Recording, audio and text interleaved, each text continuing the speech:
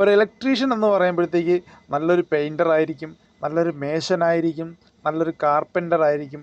അങ്ങനെ എല്ലാ ജോലികളും അത്യാവശ്യം അറിയുന്ന ഒരാളായിരിക്കും കേട്ടോ.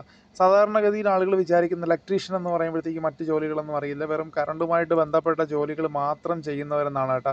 പക്ഷെ അത് നിങ്ങളുടെ ഒരു തെറ്റിദ്ധാരണയാണ് കേട്ടോ. നമ്മൾ ചെയ്യാത്തതായിട്ടുള്ള ജോലികളൊന്നും ഉണ്ടാവില്ല കേട്ടോ. എല്ലാ മേശന്മാർ ചെയ്യുന്നത് തന്നെ ജോലികൾ നമ്മൾ ചെയ്യാറുണ്ട്, കാർപ്പൻ്ററിൻ്റെ ജോലി ചെയ്യാറുണ്ട്, പെയിൻറ്ററുടെ ജോലി ചെയ്യാറുണ്ട്, ടൈലിടുന്ന സിറ്റുവേഷനുകൾ ഉണ്ടാകാറുണ്ട്. ഇതെല്ലാം നമ്മുടെ ജോലിയുടെ ഭാഗമായിട്ട് ഉണ്ടാകുന്നതാണ് കേട്ടോ.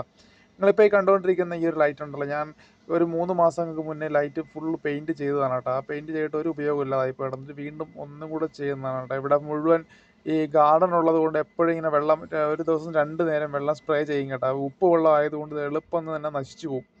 എന്നാലും വെറുതെ അവർക്ക് അവരുടെ കയ്യിൽ കാശുള്ളത് കൊണ്ട് വീണ്ടും നമ്മളോട് പെയിൻറ്റ് ചെയ്യാൻ വേണ്ടി പറയും. അപ്പോൾ നമ്മൾ വീണ്ടും പെയിൻറ്റ് ചെയ്യും.